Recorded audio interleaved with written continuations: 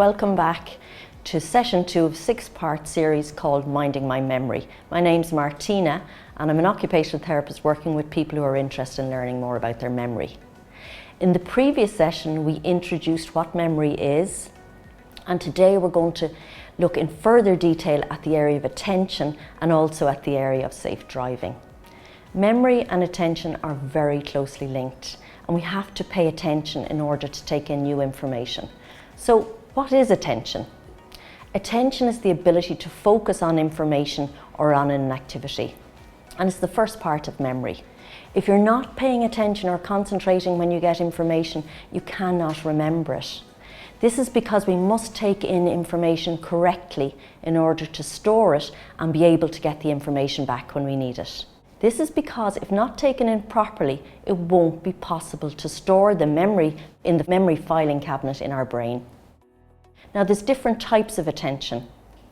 There's focused attention, which is focusing or concentrating on a person or task. There's sustained attention, which is maintaining focus over a period of time. There's selective attention, which is ignoring distractions, and divided attention, which is multitasking, and then alternating attention is being able to shift from task to task. So what prevents us from paying attention? It can be worrying thoughts, it can be stress and anxiety, or just too much information, or distractions, or tiredness, or maybe multitasking. So what helps us pay attention? First of all, doing one thing at a time, concentrating, giving tasks your full attention, taking your time, being organised, get rid of background distractions, and take regular breaks. Work out what time of the day you're most alert and most rested. Now, the image of a lighthouse can be really helpful. A lighthouse focuses on all the attention on one area, and then it stays there for a while, and then it moves on to the next area. It's good to operate like a lighthouse, giving your task your full attention before moving on to the next task. This can be a really helpful image to remind you to focus your attention on one thing at a time. Limit distractions so you can concentrate is also very important. With any memory issues, you can only concentrate on one issue at a time. You can't multitask. The one area that challenges attention is the area of driving.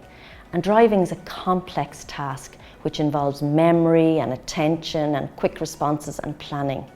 If you've noticed you're having memory issues, you need to consider the area of driving. We're going to use the image of traffic lights to discuss driving. A green light indicates that you're continuing to drive well and you've no concerns about your driving. This is a situation where you enjoy driving, you feel confident, and you haven't changed your driving habits, and you've had no tips or scrapes to the car or accidents in the car, and family and friends haven't expressed any issues about it. It's still important that you're aware of any changes that may occur with your driving. So what should I do? It's still important to be aware that driving can change in the future and to watch out just in case any changes do occur with your driving. An amber light indicates that driving's getting more difficult for you. You may have lost a little bit of confidence in your driving.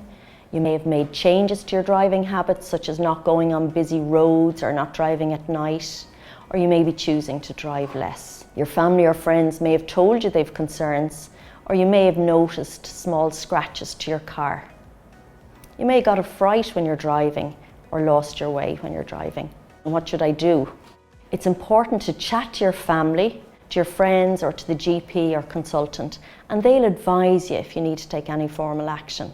It's also important to consider good driving and safe practice. Consider safe driving practices, such as driving on familiar roads, keeping journeys short, allowing plenty of time for your journey, or maybe travelling with somebody else. Don't drive if you're tired or stressed or upset. Don't drive at busy times, and don't drive in bad weather or at night. A red light indicates you may need to retire from driving. You may have had a car accident or a near miss. Your family or friends may have concerns. You may be getting very fearful or nervous about your driving. You may have got quite lost when out in the car, or you may have completely forgotten where you were going. You might be driving very rarely, or you might be finding that parking is very difficult. So what do you need to do? It's essential you talk to your family and your GP or consultant, and it's time to explore other options. You may be referred on for a driving assessment. If your doctor or consultant has advised you not to drive, you cannot legally drive. You need to explore other options for transport, maybe using public transport or taxis, organising lifts from family members or friends. It may be time to be chauffeured around. You may be referred on for driving assessment. This could be an off-road or on-road driving assessment. You can't drive legally if your doctor or consultant has advised you not to.